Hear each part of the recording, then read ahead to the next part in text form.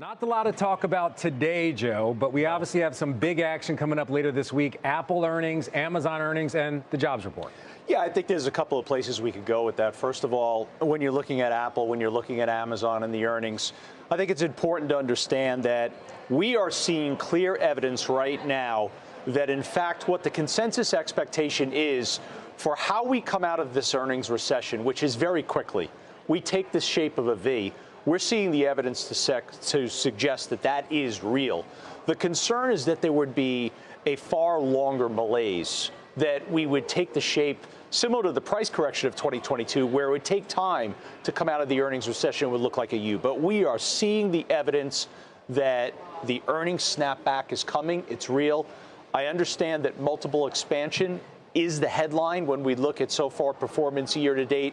But underneath the surface, there are a lot of positive signs that we see right now in earnings that are suggesting that the bull trend of 2023 remains in place. All right, you want to talk about earnings more broadly? Actually, we have a wall, a graphic right here we can show. So earnings are actually down about 6% year over year, Anastasia, but they're 6% above what the estimates are out there. So that's what's important. That's the important part. Joe's saying, well, I mean, what do you think about what we're seeing right here? Well, first of all, earnings for the S&P might be down 7% year over year, but that's not the case for every single sector. If you look at consumer discretionary, if you look at if you look at communication services, for example, they're up significantly. They're up double digits. What's dragging down that S&P number that's down 7% is energy, it's healthcare. So I would actually say a lot of the sectors that have been driving this rally are delivering on earnings. And look, the other thing I would say, Frank, is if you think about last week, it was a picture-perfect soft landing narrative. All the data that we got. We had the Fed that is maybe essentially probably done.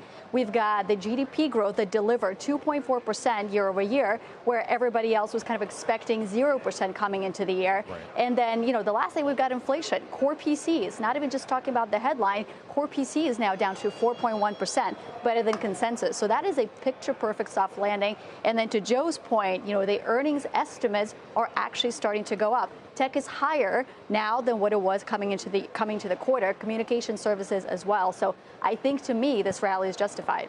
So justify rally. Steve Weiss, I'm coming over to you. We're seeing the earnings picture right now, again, 6% above the estimates, but still 6% lower year over year. Mm-hmm. Joe's feeling like we're kind of climbing out of the so-called earnings recession. How do you take it? Yeah, I mean, look, I think that's apparent right now. That it's surprising to me, and I think most who have watched Which part? Well, I'll get there.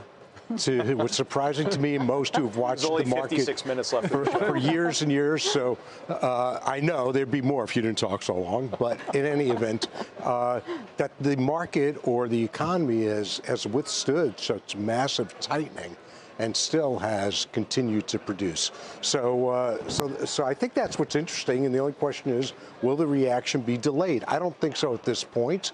But earnings always between whatever 65 and 75% of earnings always surprise to the upside, no matter how negative you get, no matter how positive you get in terms of growth. So we shouldn't say, hey, that's what's driving the market. It has been unreasonable market expansion. That's just a fact. Okay. You've never seen market multiple expansion like this, or company multiple expansion. But we've also like never this. seen AI. We've never come out of how many, COVID. Right. How many other life-changing things have happened? So I understand. Let me ask you this, Frank. Okay, since you bring up AI, feel free. How many companies have had their lives changed by AI and will have their lives changed by AI in the next year, 2 and 3 years?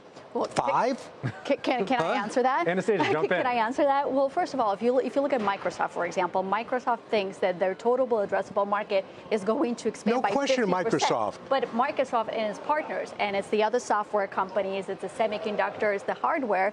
You look at the industry projections out there. Global AI spend should double over the next essentially 3 years. And I agree with you that over the next 3 months, probably one company. But that's not in the earnings. That's not in the earnings You're right, now. but And it's still going to be selective. And I've said Microsoft is the #1 beneficiary of AI. That's a very obvious call. In terms of others, the spend's going to outweigh the advantages that they get, the earnings that they get over the next couple of years. So, yeah, you have obvious beneficiaries.